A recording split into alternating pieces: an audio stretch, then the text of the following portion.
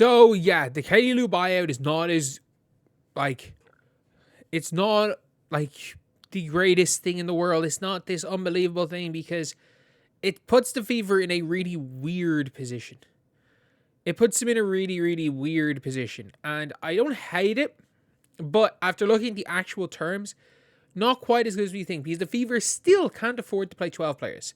So basically, the buyout of the contract, the Fever are paying $106,000, which means they have $106,000 in dead space.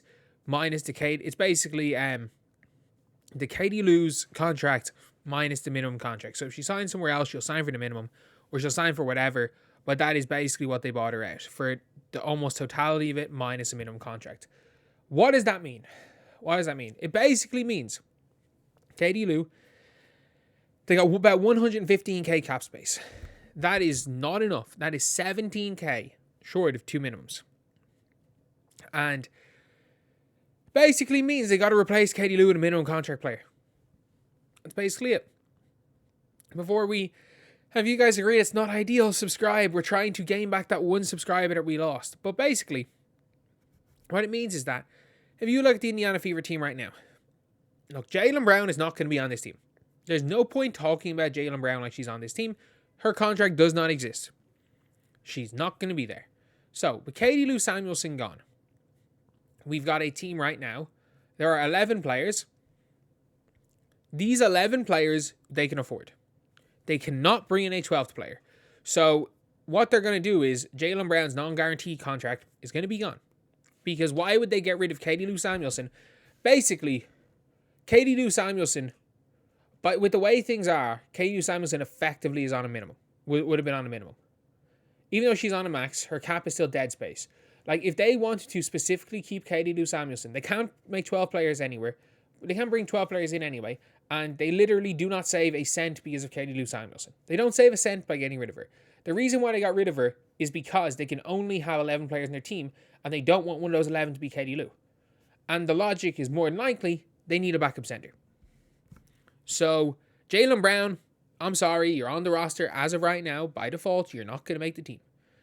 It is going to be they're either going to draft a center, or they're going to, draft a center, or they're going to go and fill in, or they're going to get a center on a minimum.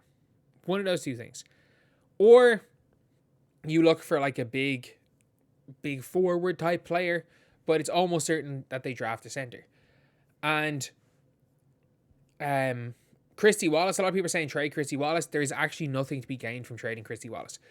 The gap between Christy Wallace's salary and the minimum contract is not enough to fill 12 players, even if you get off Christy Wallace. There's no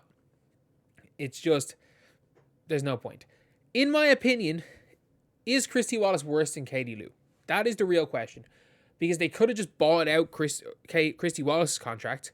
It would have had the same effect on the cap, and it would have been way cheaper. They've clearly deemed Christy Wallace a better player than Katie Lou Samuelson for their team. Because they could have bought out Christy Wallace, and it would have had the same hit on the cap space.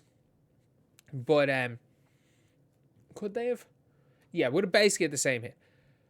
I think there's one thing the Fever are trying to do. It's the only thing that makes sense, because the Fever are starting the season with 11 players. There's no way.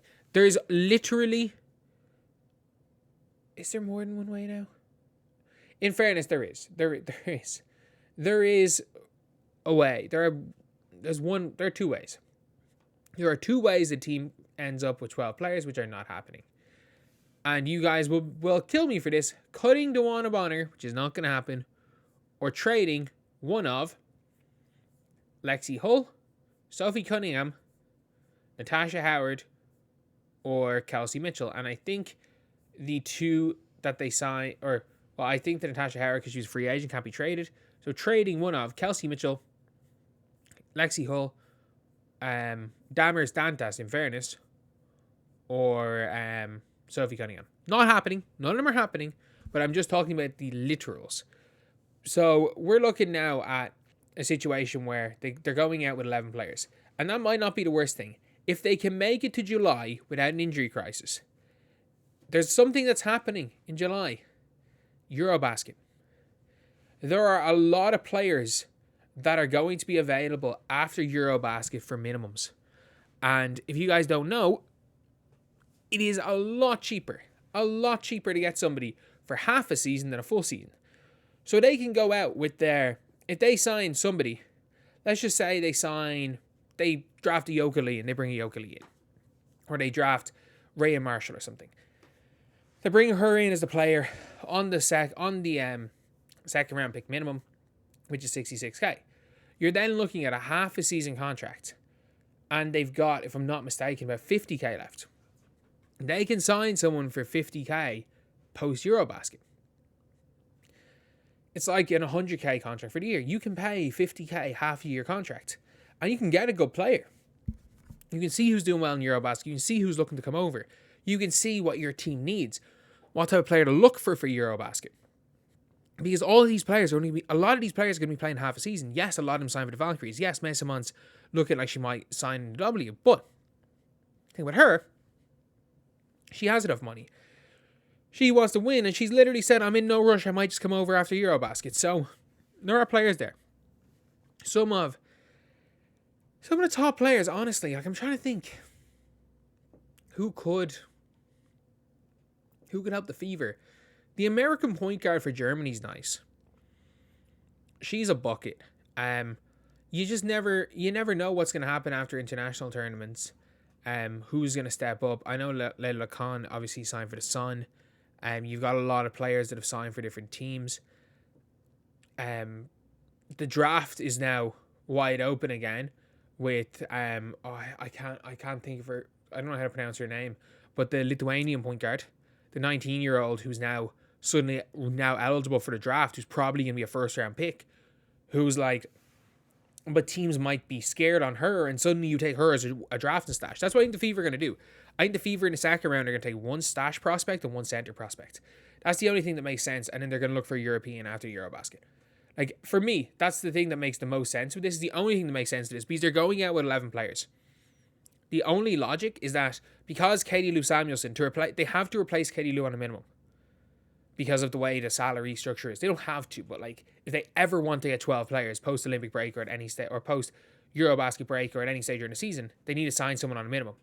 I think they've effectively, with the way the contract has been negotiated, they have deemed Katie Lou Samuelson to be a lesser asset to the team than Christy Wallace. That's bad. That's real bad. And I actually do not know if I agree or disagree with that.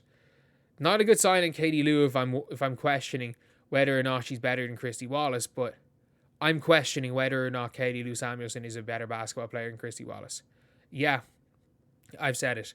I am genuinely questioning whether or not Katie Lou Samuelson is going to be a more beneficial player for the Indiana Fever than Christy Wallace.